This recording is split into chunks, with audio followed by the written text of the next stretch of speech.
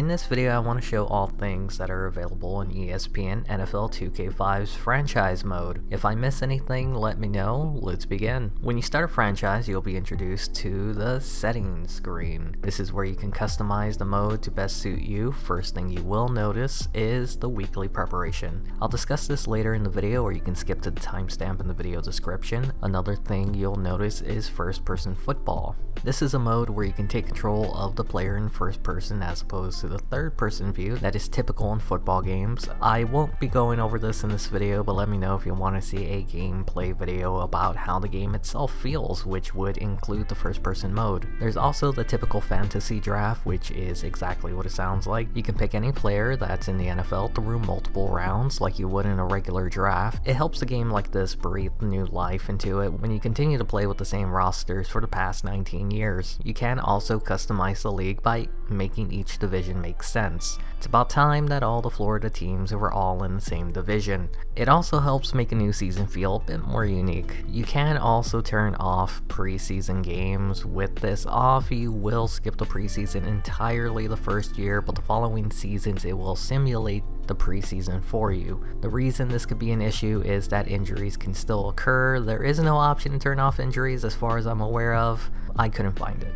You can also turn off the trade deadline. Very basic. Remember, the trade deadline was in week 6 back then. You can also turn on owner firings. You are the owner, not the coach. If you get fired, that's it. You're done. Franchise is over. You can't play it anymore. You can also turn on the edit rookies. This allows you to edit close to 50 rookies if you're playing this on the original hardware. You won't be able to edit them all, but if you're using an emulator or a workaround on the PS3 or 360, then you can use Finn's editor to fix that.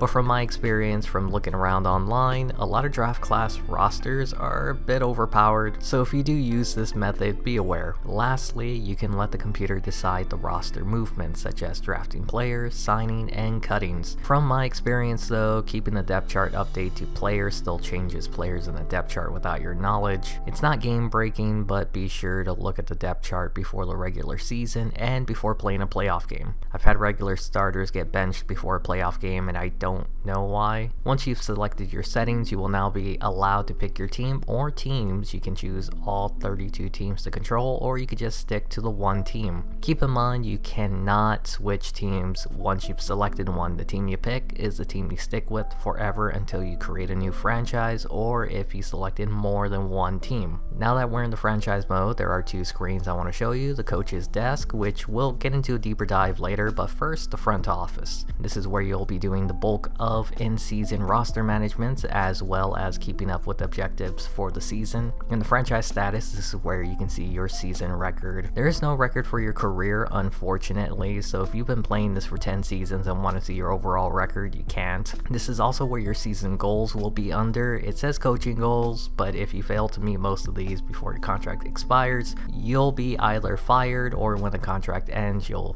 be let go, which then means franchise is over. Player contracts is where you can look at each position on the team, every player on the roster, and examine their contract length, salary, and bonus. You can also sign free agents through this screen, as well as look at other teams' rosters to make a trade for a player. If you want a more in-depth look at a contract of a player, you can do that as well through the view contract. It shows each year of the player's contract with the cap hit per season, along with how much their bonus will be spread throughout. For those who don't know, if a player is cut, you must pay off the remaining bonus with the current cap. If I were to cut Palmer, it wouldn't be worth it, as the cap hit from the bonus would be $813,000, and the salary I would cut from him would be $842,000. In the end, I would save $29,000 because of the bonus. The cap management is something I really enjoyed in 2K5. Go check out my Dolphins rebuild, because I'm fairly certain I ended up going over the cap the first year. You can also renegotiate the contract, but this is usually only worth doing if a player had regressed after being given a huge contract, because you'll still have to eat the bonus money. I tend to only do renegotiations if I traded for a player, since they have no bonus money, they'll eat into the cap. Speaking of the cap, you have a cap manager screen. This gives you a heads up on how much cap you will have during the year, how much is being used on the team, and how much you're over or under on the cap. It will also list the highest paid players on the roster for the given year you're selecting. This is a nice feature, but I've noticed that when you're looking 3 years out from the current season, the manager is kind of pointless. It's a nice little heads up feature for the first 2 years, and since I did a fantasy draft, the cap is basically on easy mode, but the point still remains the same. It's a nice heads up feature to know what you're looking like going into the next season, but after that, it's not as useful. Team Needs is a 2-part screen that shows the roster breakdown and the players in each position group. You must stay within 42 to 54 players on the team, but other than that, you are not required to fill out each position in order to play the following week. Since we're here, I wanted to talk about the player card quickly. These screens that show the player model with their team jersey on, along with their stats for the respective position, it also shows their ratings. I do have a few complaints about these cards, but I still really love these. My first complaint is that this is Carson Palmer's second year, so years pro should technically be 1. It's a small complaint, but sometimes it can confuse me. Look at Sean Alexander, for example, 5 years pro, but he only has 4 seasons worth of production, and that's because he's heading into his 5th season. I understand it, but I prefer it the other way around. Another complaint is that you don't see certain stats, such as downs played or returns. Even on the quarterback card, you can't see how many times they were sacked each year, plus the obvious, what teams were they playing with before. I like seeing where players went before settling somewhere. It is a nice touch that they keep true to the stats of Brett Favre, as sometimes in the franchise there will be a cutoff and it will just add all the production pre-2000. Same thing with Jerry Rice. It's nice to see them respect the production of these players, though unfortunately there are no stats for offensive linemen, sacks allowed, or pancakes given. Moving over to trades, this has been very basic in almost every football game, but this is where you can trade a combination of 3 players or draft picks to another team. I believe this was the first time I was ever introduced to trading for future draft picks in a game. Fun fact, the computer can also trade with other computers in this game. Another fun fact, if you weren't able to fully fill the 4th interest bar, the computer will come up with a counter offer for a trade. Sometimes they want too much, but it's nice to feel like the game is alive. Finally, the trading block. This is also like trading. You can add either 3 players or draft picks, and you can create an offer that best suits your needs for the team. Do you want to just get rid of a player for a draft pick? You can select which draft pick or higher. Or maybe you need a position that you need a stopgap player for the year and you push for the Super Bowl. Then you can select what overall or higher you need. The computer also puts players up on the trade block, but from prior history, it's mostly kickers or punters. There's also an extra option in the front office that's available at the start of the offseason, and that's player progression. This is where you can see what players have improved or regressed this past season going into the next season. My issue with this is that it doesn't seem to work all the time. McCown regressed, which is true, and Palmer improved, but if you go and look back at the previous season, Palmer still had the same rating. Same with Sean Alexander, his rating somehow dropped by 1, but when I looked at his previous season rating, it was already a 90, so I'm not exactly sure why or what causes this, so be aware that player ratings change immediately after the season and preseason. Oh, and before I move on, ratings are predetermined in this game. Now back to the coach's desk,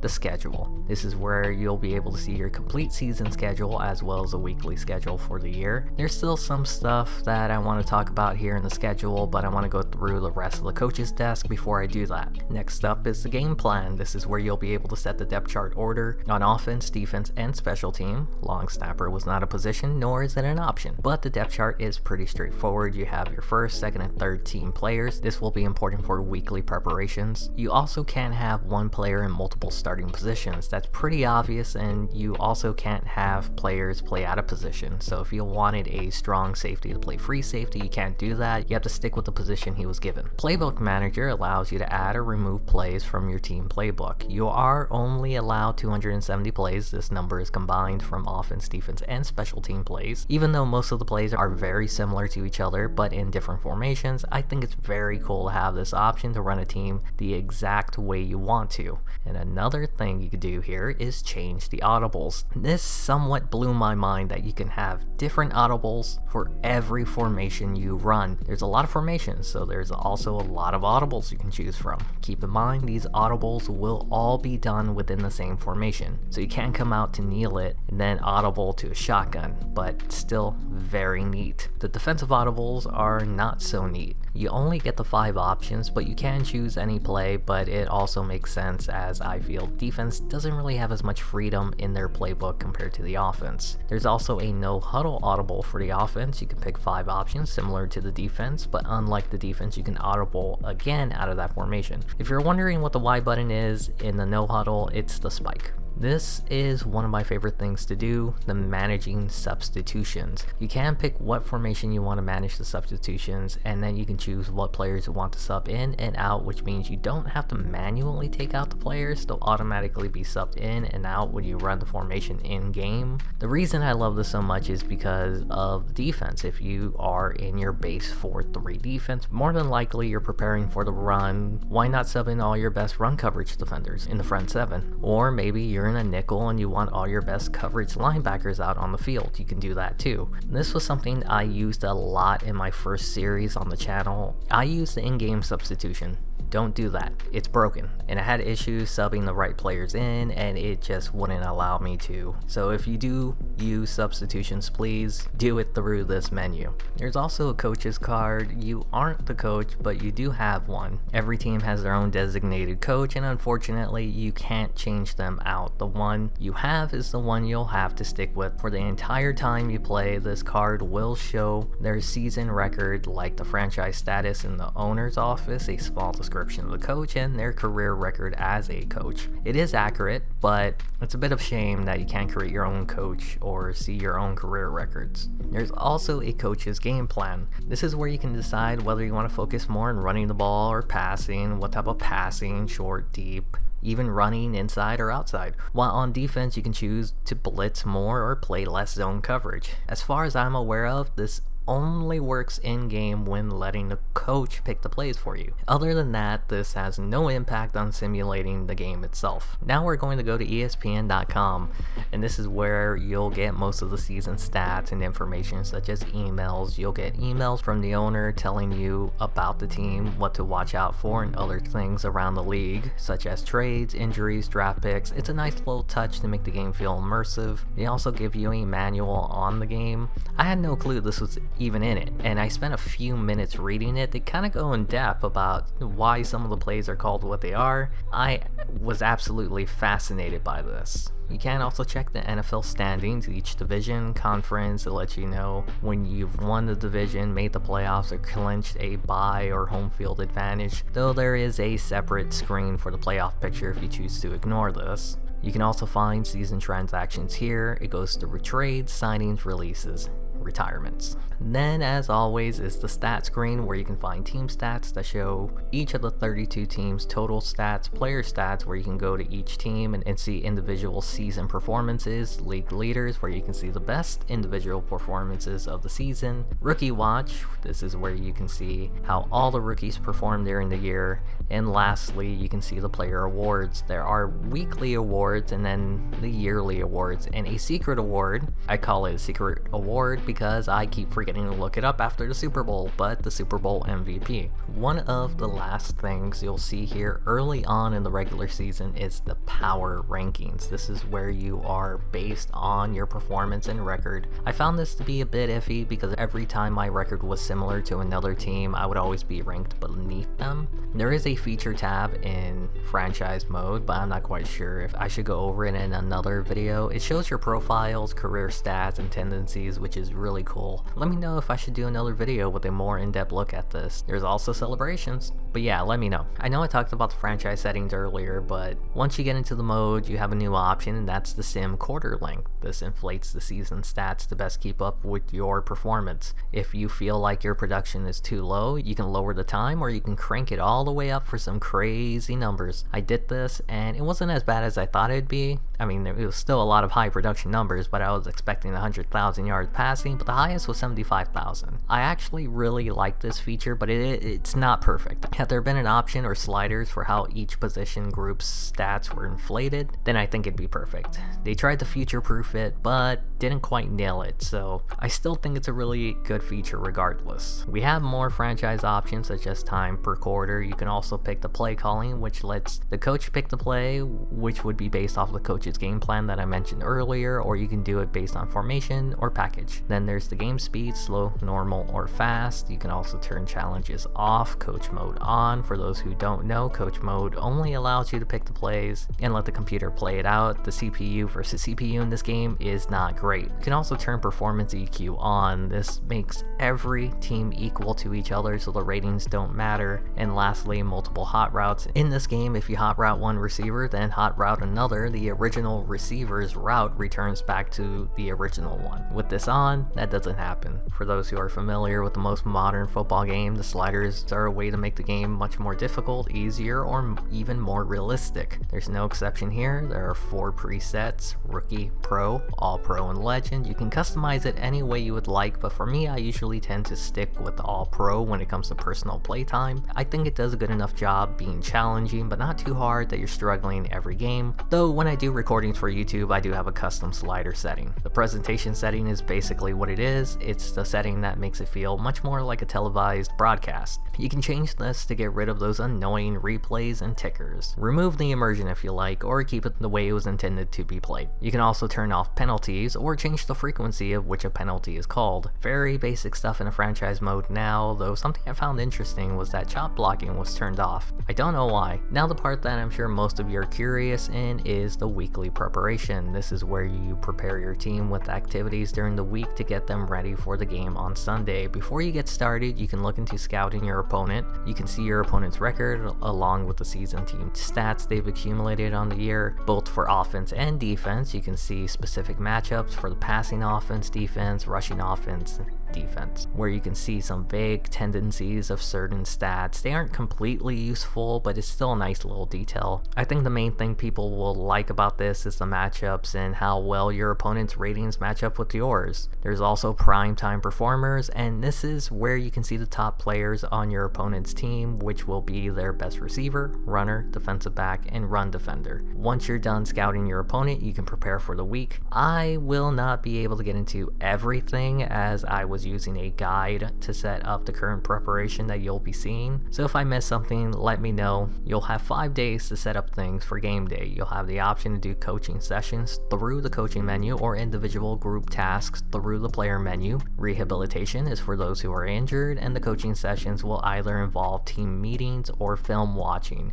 Based on the guide, there's not really much of an impact other than the general theme for the team meetings. While for the film watching, you can put what to focus on for both offense and defense. Now the player tasks allow you to select any position. You can do film room, weight training, aerobic training, or alternate methodology. I didn't do either aerobic or the alternate methodology, but once you select one, you can get them to focus on one particular aspect of their game. Keep in mind, while setting each position up with a daily task, you will be consuming time. You have 40 hours during the day to spread out throughout the entire team. I do recommend getting every player involved, because if you don't have a proper game plan, your team will regress when it comes to game day. It took me about 20 minutes to copy and paste this guide into the game. It does carry over from week to week, but not year to year. I found this out the hard way as I noticed everyone on my team regressed hard. If you do come up with a solid game plan, most players will improve 2 to 3 points. The players do regress to their base overall, as it's only an improvement for game day and doesn't carry over week to week. Like I said, this took about 20 minutes following the guide. It'll probably take an hour without one or more. I recommend everyone try this at least once, but since you can follow a guide that will always give you a boost every time, you can mess around with it your first go. Then when you get tired of it, just go to the guide. I can understand for people who aren't sim heads being bored by this. I can also understand losing interest when the game resets the preparations each year. It's a nice feature that has some issues. You know what else is a nice feature? Gamecast. This is absolutely my favorite part of the franchise mode now. This is where you can sit back and let the game simulate for you while you watch it. I fondly remember not being able to watch a live broadcast and going to NFL.com or ESPN to see a play-by-play for the game, and it would be just like this. So you can change out the depth chart while mid-simulation. You can also jump into the game at any moment. The only downside is that you can't go back to the Gamecast. Once you're in, you're in. You can simulate to the end though. Another feature I think many people think fondly of in this game is the weekly Sports Center show. This is where Chris Berman does a weekly recap of the games, including highlights of certain matchups matchups. If you played in a game yourself, your team would then be highlighted in one of the clips that's shown. It will also go over signings, trades, and even injuries that happen during the season. Towards the end of the year, you will get a playoff picture to see who's currently in and out of the postseason. At the end of the season, you'll get a full recap of the yearly awards. You also do get special Sports Center highlights for the offseason for retirements, free agency, and even a draft special pre and post draft. It's a very fun little recap that's shown throughout the entire franchise, and it helps make you get invested into what you're doing. Now, before we get into the offseason, I briefly wanted to talk about the Pro Bowl. I don't like the way they do it here because I'm never sure how many of my players made it. You'll see a list, but obviously not all the quarterbacks or running backs will be able to be in the Pro Bowl. It can get confusing when you are third on the list, but they only take 2 quarterbacks. You do get an email that lets you know who made it on your team, but it only lets you know of the top 3 players, not all of them. The offseason is broken up into 6 parts: retirements, re-signings, free agency, scouting, draft, and rookie signings. As players get older, they are more likely to retire, and the game does allow you to offer a contract that will bring them back, and sometimes these offers are insanely high. They're not worth it. Other times they're reasonable enough, still expensive, but worth it when you're making that final Super Bowl run. It's a great idea that happens in the NFL all the time. Money talks. Why not in this game as well? The re-signing period is pretty straightforward. There are players in need of a new contract and you offer them. I do like that each contract can be different from one another. I talked about this earlier, but it's nice not having to worry about a backloaded contract because I signed 5 big name guys to a 4-year contract during the same offseason. I like that players want different contracts and it impacts their interest with the team as well as cap management later in future seasons. You can also designate a certain percentage of their cap to be a bonus, which is a nice touch. The bonus can only go up to 70%, so Kirk Cousins would not approve. Next up is the free agency portion of the offseason. This is where you can sign players who weren't given a contract from their team. You have 45 in-game days to sign players. When you make an offer, you must go forward a day to see if they've accepted it or have other offers. I have noticed there's a glitch where they end up getting offered a cheap contract from the computer. It does sort itself out, but it's just weird, so I thought I'd mention it. Another thing is there is no way to know if a player signed with another team other than them just not showing up in your offers tab anymore. Something that does bother me is that there will be times where you have to skip weeks before an offer is accepted, even if you are the only offer. Small complaint, but it's irritating waiting for a player to sign just for him to go somewhere else after the time period. Once you're through free agency, you'll get to the NFL Combine where you can scout players in the upcoming draft. I usually avoid this because it's become pointless when you realize that the rookie report is sorted by overall rating, which means best player is on top. On draft day, you can just go to the rookie report, look who's on top, then draft that player. If you want to scout, you can. You get 7 hours to scout per week. Each hour of scouting reveals an extra level of detail in their report, so 1 hour gets a vague description of their style, 2 hours is a better idea of their skill set, while 3 hours is their ratings, which means you can reveal at least 9 full player ratings, which isn't really a lot, but at the same time, I don't think the game expects you to use all your hours to reveal only 9 ratings. I think the idea was to slowly reveal some scouting reports, but with the rookie report being the way that it is, it makes the whole scouting pointless. Once you've scouted, it's draft time. Other than the rookie report problem, there's another one. In the entire first round, quarterbacks, tight ends, defensive ends, and halfbacks are selected. That means you can pick the best player that isn't that position in the first round. It feels a bit cheap to do that, knowing that the CPU won't pick those players. I usually tend to pick whatever the mock draft in the game tells me to pick, since it's always right in what the computer selects. Then I take advantage of the rookie report for my draft. Keep in mind, there are no rookie contracts, which means you have to give out contracts to these players. Sometimes it can be pretty expensive. That's it for now. That's all I can think of putting in this video, but before I go, I did want to mention that there's no holdouts or franchise tags. You probably noticed restricted free agents are missing, and if you're looking for an in-depth off-season mode and coaching hires, I'd recommend Madden 06 to 08 on the PS2 era. They had a great off-season mode along with a pretty good owners mode.